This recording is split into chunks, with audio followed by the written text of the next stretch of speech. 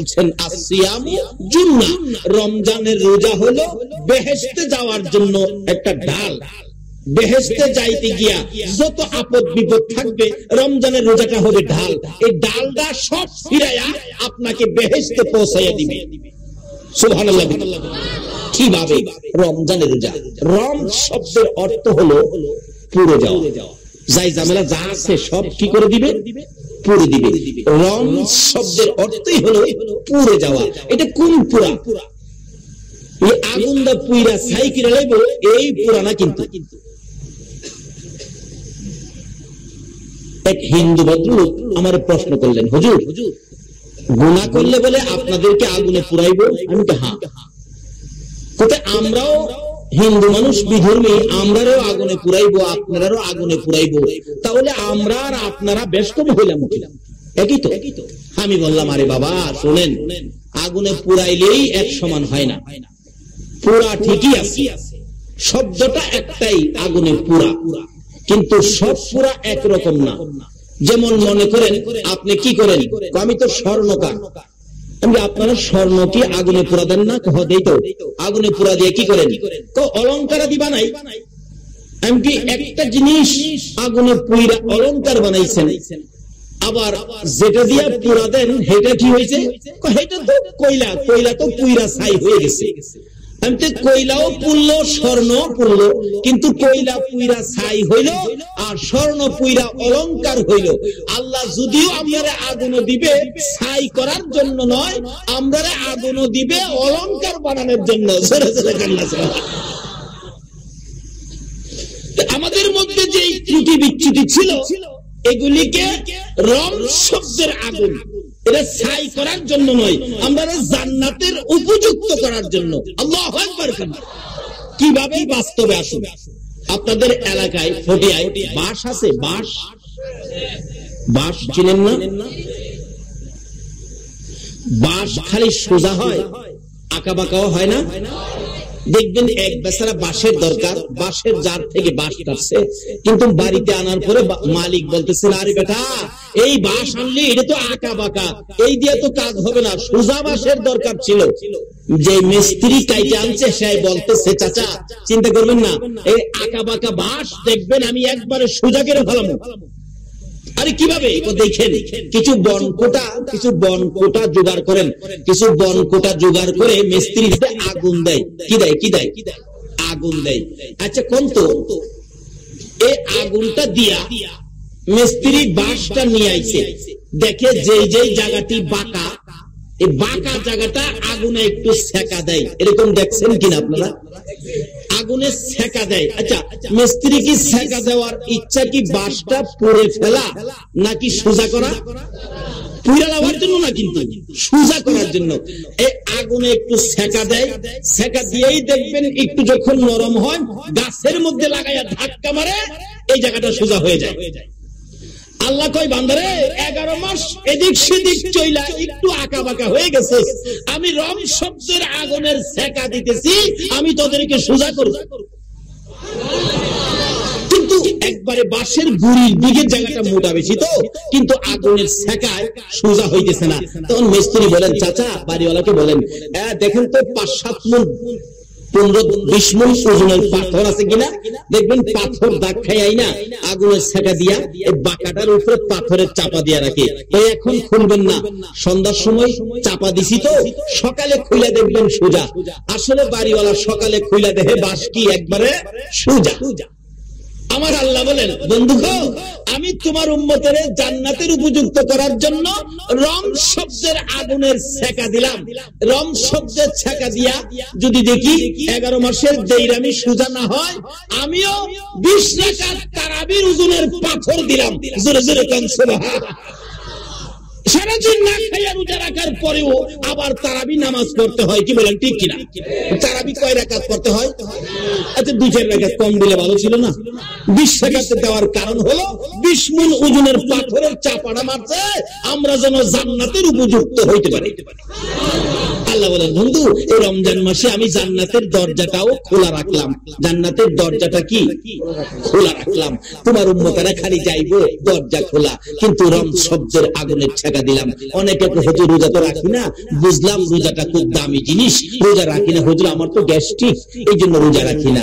আমি দেখছি রোজা রাখলে গ্যাস্ট্রিক ভালো হয়, রোজা রাখলে গ্যাস্ট্রিক রোজা রাখলে গ্যাস্ট্রিক ঠিক হয়ে যায়, ভালো হয়ে যায়। কেন গ্যাস্ট্রিক কোত্থেকে হয়?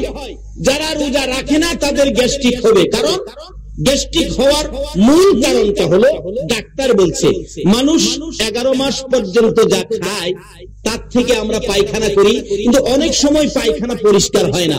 যেমন আলুর বাকলটা আটকে রইল ভিতরে, নারী বুড়ি আছে তো মেশিনাদি আছে না, মরিচের বাকল আটকে রইল,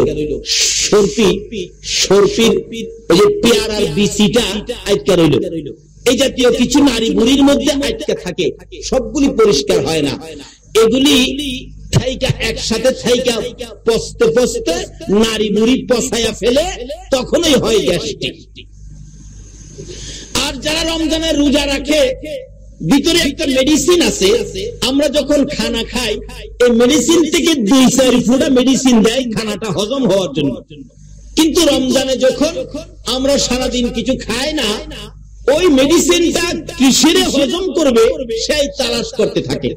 কিন্তু যখন কিছু পায় না, এই তখন ওই দেখে মরিচের বাকলটা কই আছে, পেয়ারার বিচিটা কই আছে, আলুর চুলকাটা কই আছে, এগুলি টাইম নাই না আর কিছুই যখন পাই না, তোরাই হজম করে ছাইরা দি মজা করতে করতে। কিন্তু একবারে সব পরিষ্কার করে দেয়। সন্ধ্যার সময় দেখবেন ইফতার খাইতে বলে চানা বুট লইলেন, কেওড়া বুট লইলেন, ডাউলের বড়া লইলেন, পেঁয়াজি লইলেন, শশা লইলেন, চাটনি পাতা লইলেন, মুড়ি লইলেন, পেঁয়াজ লইলেন, তারপরে বেগুনি লইলেন, তারপরে কি জানি কয় বুন্দিয়া লইলেন, জিলাপি লইলেন, 42 প্রকারের জিনিসপত্র একসাথে করে খালি মারতেই আছেন। আল্লাহ কয় খা, তোর গুদাম আমি পরিষ্কার করে দিয়েছি। জোরে জোরে কান সুবহান। আরে বাস্তবে আসুন না, রমজানের রোজা দিয়ে গুদাম পরিষ্কারের ব্যবস্থা হয়। আপনি যে ঘরে থাকেন বলুন, 11 মাস যদি ঘরটা ঝাড়ু না দেন, এই ঘরটা কেমন হবে? ময়লায় আবর্জনা ঘরটা ভরে যাবে না?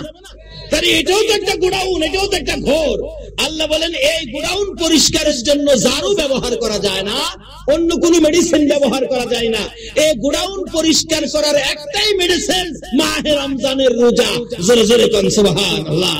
আল্লাহ বলেন বন্ধু, তারা যদি তোমার কথা মাইনা তোমার মহব্বত লয়া এই রমজানের রোজাগুলি করে, তাহলে তাদের গোডাউন পরিষ্কার করব, আমি জান্নাতের উপযুক্ত করব।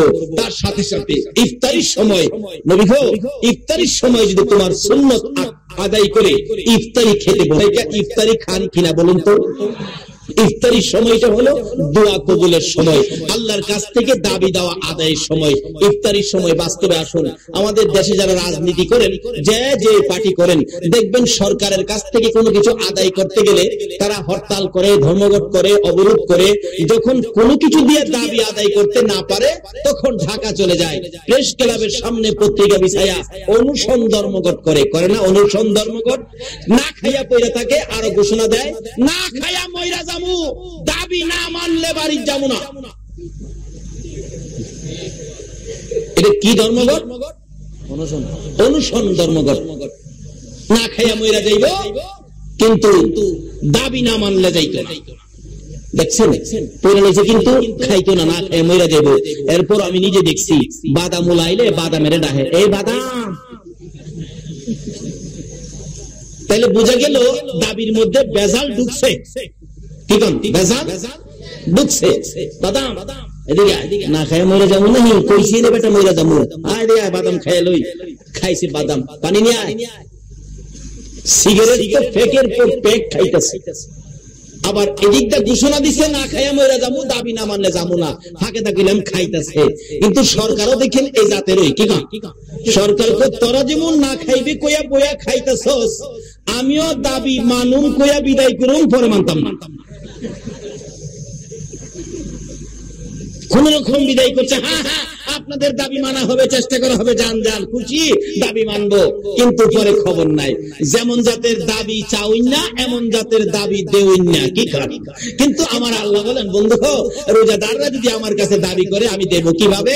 সারাদিন রোজা রাখছে, অনুসন ধর্মঘট দাবি দেওয়ার জন্য সারাদিন রোজাদাররা রোজা রাখছে। বলুন তো রোজাদার রোজা রেখে কিছু খাবে? তারা কি রোজার ইজ্জত করবে না? খাবে না, খাবে না। আরে রোজার ইজ্জত, ও মুসলমান, ও নবীর উম্মত, বাস্তবে আসো। ময়মনসিংহ এলাকার ঘটনা, রমজান মাসে বিকাল বেলা বাজার, এক হিন্দু ভদ্রলোক, হিন্দু মানুষ বিকাল বেলা গুড়ের মাহা মুড়ি কিনছে। ওই মুড়িকে আপনারা কি করেন? গুড় দিয়া যে মাইকা বিক্রি করে, মোয়া, আমাদের এখানে কেউ মোয়া, যাই হোক মোলার মোয়া একই, বেশি একটা বেশ কম না। এই মোয়া কিনে দিয়ে হিন্দু ভদ্রলোক বলতেছেন, বাবা মুসলমান রোজা রাখছে তো রাস্তায় কিন্তু খাইও না, বাড়ির দিয়ে খাইও। হিন্দু ভদ্রলোক সম্মান করে রমজানের রোজাকে, বাসায় খাইও কিন্তু রাস্তায় খাইও না। এই বাচ্চা মানুষ তো এত বুঝে না, বাজারতে বাহির হয়েই কাগজের পুতলা ছিঁড়া স্টার্ট করছে খাওয়া। ওই ভদ্রলোক চাইছে দেখা খাইতেছে, দৌড়ায় যায় মাইশ শুরু করছে, না করলাম রোজার দিন মুসলমান রোজা রাখছে, খাইস না খাইস না, রাস্তায় খাওয়া শুরু করলে মাইরে নেবো তোরে, মাইরে নেবো, একেবারে বাচ্চারা থাপ্পড় শুরু করছে। মুসলমানরা ফিরাইলে বাঁচাইয়া দিলেন। আরে বাবা মারেন কেন? বাচ্চা মানুষ সে কি বুঝে? বুঝে না। একটু ইজ্জত করলেন হিন্দু ভদ্রলোক রমজানের রোজাকে। তার অবস্থান কি হয়েছিল পরে? এই হিন্দু ভদ্রলোক মৃত্যুর পরে তাকে শ্মশানে নিয়ে গেছে, আগুন দিয়ে পুড়ে ফেলবে। সারাটা দিন চেষ্টা করা হলো, আগুন তার গায়ের একটা পশম পুরাইতে পারে না। একটা হিন্দু ভদ্রলোক যদি এই রমজানের ইজ্জত এটুক করার কারণে আগুন তার গায়ে স্পর্শ করে না, আর এই মুসলমান যদি রোজাদার হইয়া কবরে ঢুকে, বলুন তার গায়ে কি আগুন জ্বালাইতে পারবে? অবশেষে ওই হিন্দু ভদ্রলোককে মাটির নিচে দাফন করা হয়েছে, আগুন জ্বালাইতে পারে নাই। আজকে সেই মুসলমানেরা এই রমজানের রোজা আসলে ভালো লোক রোজা রাখে না, আরো কয় হুজুর আমার গ্যাস্ট্রিক, গ্যাস্ট্রিক বলে, গ্যাস্ট্রিক। রাসূল বলছে কবরে যাও, গ্যাস্ট্রিকের ৯৯টা ডাক্তার কবরে বসা, ৯৯টা সাপ আপনার আমার কবরে দেওয়া হবে। এই আযাব গজব বিপদ থেকে বাঁচতে নবীর পক্ষে আইসা নবীর কথাগুলি মানুন, নামাজ পড়ুন, রমজানের রোজা রাখুন। এই যে ইফতার নিয়ে বসলেন, সারাদিন খাইলেন না, আমার আল্লাহ দিগাই ফেরেশতারা আমার বান্দারা ইফতার নিয়ে বসে খায় না, খোদা গো তারা অনুসরণ ধর্মঘট করছে, খাবে না তো তারা খাবে না। খাবে না কেন খাবে না? তাদের বলে দাবি আছে, এই দাবি পরিশোধ না করা পর্যন্ত তারা খাবে না। আল্লাহ বলেন কি দাবি? কি দাবি রে? ফেরেশতারা কয় খোদা গো তারা গুনাহগুলি মাফ চায়, রমজানের বরকত চায়, শবে কদর সহ চায়, তারা বেহেশতি মেহমান হতে চায়। আল্লাহ কয় ও এই জন্য তারা অনুসরণ ধর্মঘট, সারাদিন কিচ্ছু খাইলো না। কি বলেন? সারাদিন কিছু খায়নি রোজাদাররা, কোনো ভেজাল নাই। দেখছেন দাবি আদায়ের জন্য কি সুন্দর ব্যবস্থা, কোনো ভেজাল নাই, সারাদিন কিচ্ছু খায় না, বৈশা রয়েছে। আল্লাহ কয় তাহলে এখনো কিছু খাবে না? ইফতারির আগে 2 মিনিট বাকি, এরপরও খায় না। যখন মসজিদে আজান পড়ে গেছে এখন খাবে তো? আল্লাহ কয় ফেরেশতারা তোরা সাক্ষী থাক, তারা যখন এই পর্যন্ত কিছু খাইলো না, আজানের সাথে সাথে খাওয়ার চিন্তা করেছে, এই পানিটা মুখে দেওয়ার আগে আমি আল্লাহ তাদের সকল দাবি দাওয়া পুরা করে নিলাম। দেখবেন ওই সময় ইফতার খাইতে মনে শান্তি লাগে না অশান্তি লাগে?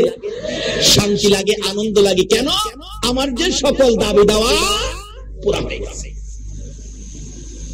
শুধু এই জায়গায় শেষ নয়, আল্লাহ বলেন রোজাদারের জন্য আরেকটা পুরস্কার দিলাম রমজানের শেষ ভাগে, যেটা হলো লাইলাতুল কদর, এক রাত্রে। এটা কিন্তু রোজাদার ব্যতীত অন্য কেউ পাবে না। অনেকে দেখবেন সারা মাস রোজা রাখে না, কদরের রাত্রে গিয়া মসজিদ বইরা বইতে আছে না, রোজাদার জায়গা পায় না, হেরা আগের কাতার। আচ্ছা চাকরি না করলে কি মাইনা আছে? বলুন চাকরি না করলে মাইনা আছে? যারা আপনাদের ফটিয়া চাকরি করে, সরকারি চাকরি, মাস শেষে একটা বেতন আসবে কিনা? আমি যদি যাই বেতনের জন্য হাত বাড়াই, আমারে বেতন দিবে না, আমারে পাগল কইব। আল্লাহ কয় আরে এই সবে কদর তো রোজাদারের জন্য, তোমরা কেন হাত বাড়াইছো? যদি কান্নাকাটি করে বুঝাইতারেন খোদা গো রোজা রাখার কথা ছিল, আমরা ভুল করছি, রোজা রাখতে পারি নাই, আজকে কথা দিলাম আগামী রোজাগুলি ছাড়বো না। আল্লাহ কই দিয়া দে, কি করবো, হেরা যে আমার আখিরি নবীর উম্মত। জোরে জোরে কোন সুবহান। শুধু এখানেই সুযোগ না তো, জায়গায় জায়গায় সুযোগের ব্যবস্থা আছে। হাশরের জমিন যেদিন কায়েম হবে, আল্লাহ পাক এই নবীর উম্মতের বিচার করবে, তো বিচারের অবস্থাটা একটু সহজ করে দিবে। সহজ।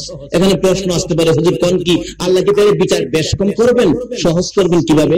না, বেশ কম করবে না। কিতাবে আসছে হাশরের দিন আল্লাহ পাক বিচার আচার করতে গিয়ে হাশরের মাঠ যখন প্রথম হবে, আল্লাহ বলবেন ফেরেশতারা আমার বন্ধুদেরকে তোমরা আগে উঠাইয়া নিয়ে আসো। ফেরেশতারা বলবেন খোদা গো আপনার বন্ধু কারা?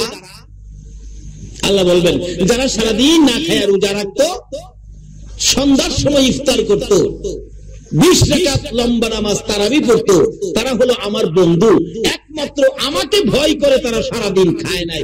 আচ্ছা, ইচ্ছা করলে 3 তলা যার বাড়ি আছে সব পোলাপান নিচে নামায়া দরজাটা লাগাইয়া 3 তলায় বইয়া পেট বইরা খাইতে পারবেন কিনা কোন তো? আচ্ছা, কোন মালিক 3 তলা রোজার দিন রোজা রাইখা কি সারাদিন কিছু খাইছে? খায় না। কাকে ভয় করে? আর যেরকম কাকে ভয় করে? এই সিস্টেমটাই আমার নবী দেখাইছে। এই সিস্টেম কে দেখাইছে? আমার নবী দেখানো সিস্টেম মাফিক যারা রমজানে রোজা করবেন, হাশরের দিন আল্লাহ বলবেন ফেরেশতারা আমার আরশের নিচে একটা সামিয়ানা টানাও, যেমন আজকে প্যান্ডেল করেছেন এরকম প্যান্ডেল করা হবে। ফেরেশতারা প্যান্ডেল করে বলবেন খোদা গো কি ব্যাপার, আমার মেহমানগুলি আইনা প্যান্ডেলে বসাও, খানার টেবিলে বসাও। আল্লাহ আপনার মেহমান কে? যারা সারাদিন না খায় রোজা রাখছিল, আমার এই মেহমানগুলি নিয়ে আসো, তারা আমার মেহমান, সারাদিন না খায় রোজা রাখছে, তো আজকে আমি আল্লাহ তাদেরকে মেহমানদারি করে খাওয়াবো আজকে। কোন কি আল্লাহ তাআলা আপনার মেহমান আমরা পাবো কই? আল্লাহ বলেন সমস্ত হাসরের ময়দান ঘুরতে থাকো, যেই মাটি থেকে মেশকে আম্বরের গন্ধ বাহির হয়, তোমরা মনে করবা এখানে আমার ওই মেহমানরা ঘুমিয়ে আছে। তোমরা এখানে আমি আল্লাহ নামের উপর ডাক দিলে তারা ঘুম থেকে উঠবে, উঠায়া নিয়ে আসবে। যা ঘুরতে থাকবে, দেখবে মাটি থেকে মেশকে আম্বরের গন্ধ। ওই যে রোজাদারের মুখ সারাদিন না খাইয়া কিছু দুর্গন্ধ হয়েছিল, এটা মানুষের কাছে দুর্গন্ধ, আল্লাহ বলেন এটা আমার কাছে মেশকে আম্বরের চাইতে আরো মজার গন্ধ। ডাক দিবেন ফেরেশতারা, উঠেন আল্লাহর মেহমান উঠেন। আপনি উঠবেন, ফটিয়ার মানুষও উঠবেন, আপনারাও সেদিন উঠবেন। কি ব্যাপার, কেন ডাকছেন? হাতে ধরে থাপাদা, চলেন চলেন, কি ব্যাপার, কই নিবেন? আসেন।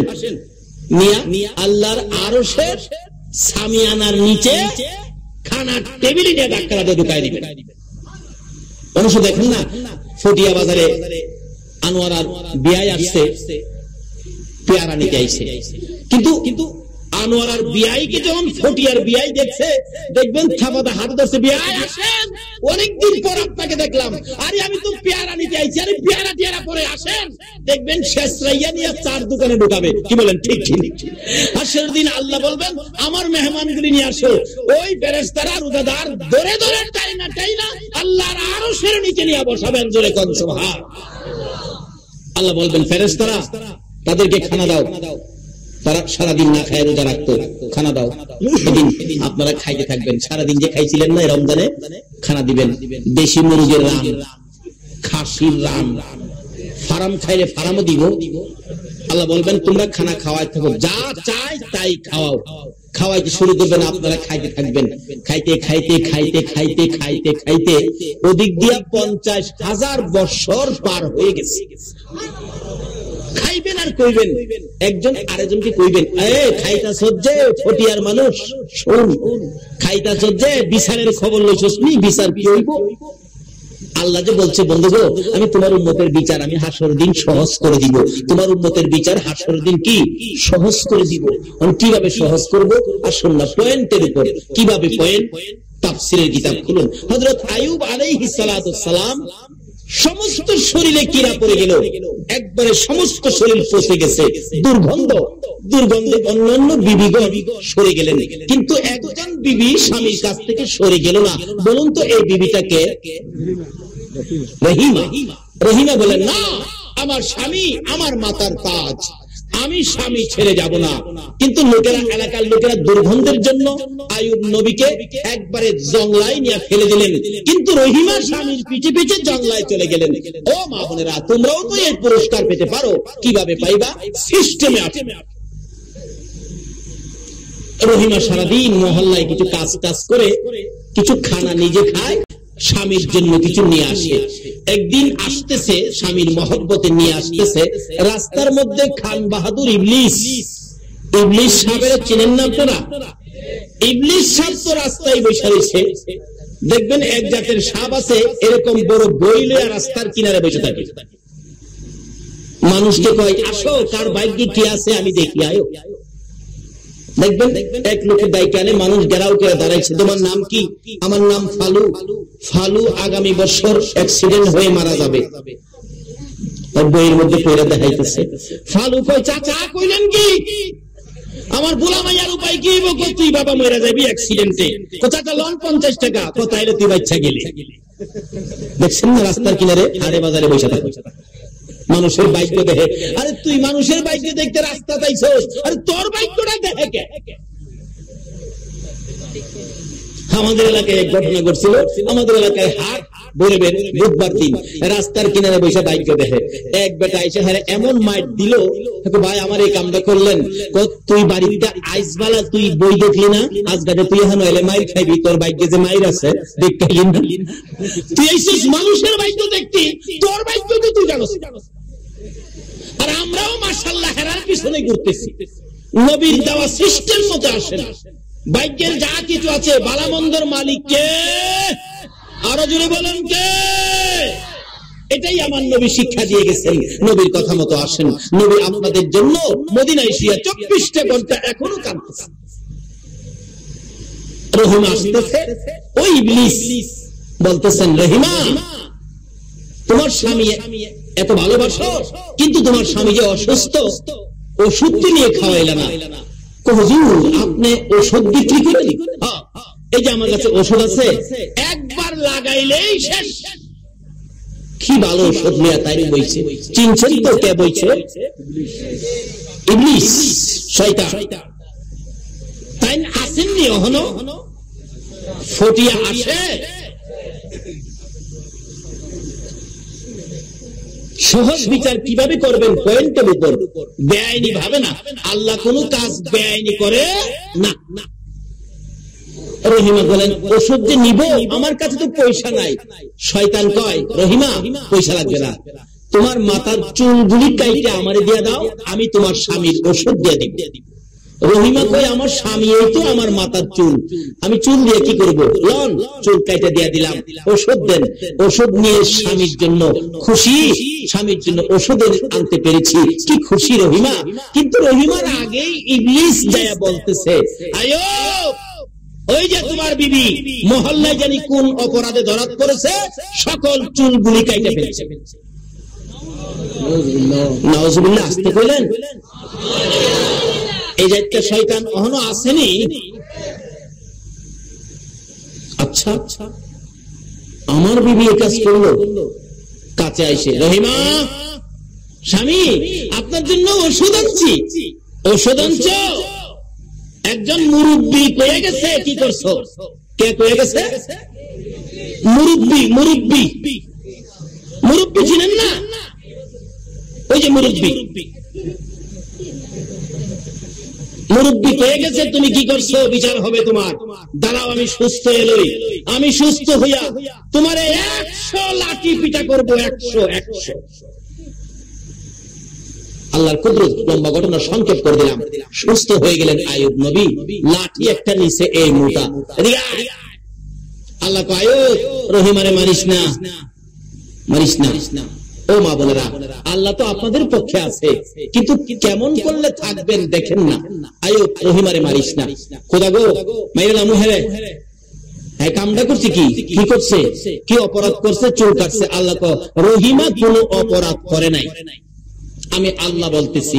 আচ্ছা তাইলে ইবলিসের কথার দাম হবে না আল্লাহর কথার দাম হবে? আমি আল্লাহ বলছি রহিমা কোনো অপরাধ করে নাই। কোথা কথা হইলে একজন মুরব্বী কইল অপরাধ করছে, চুল কাটছে। আল্লাহ কয়, হ্যাঁ হইল শয়তান। হ্যাঁ ওষুধ দিচ্ছে তোরে বালা করবার লেগে মাতার চুলের বিনিময়, তাই নাকি? হ্যাঁ রহিমা আয় আমার বুকে আয়। রহিমা দুইটা চোখের পানি জোর করে ছাড়ে।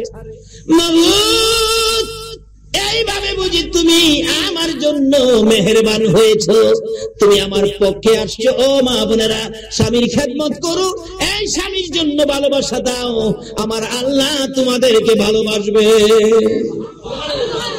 বলতেছেন আয়ুব, খোদা গো আমি যে বলে ফেলেছি, আমি তো তোমার নবী, নবীর কথা তো মিথ্যা হয় না। আমি যে বলেছি রহিমারে 100 লাঠি পিটা করব, আল্লাহ কয় রহিমারে যদি 100 লাঠি পিটা করস রে আয়ুব, রহিমা তো বাঁচবে না। আগেকার দিনের মহিলারা কি কোন পর্দার ভিতরে থাকতো, তো তারা তো শক্ত ছিলেন না, নরম গরম ছিলেন। একবারে 100 লাঠি পিটা দিলে মরেই যাইব। ওখানের মহিলারা মাশাআল্লাহ 100 লাঠি পিটায় কিচ্ছুই হবে না।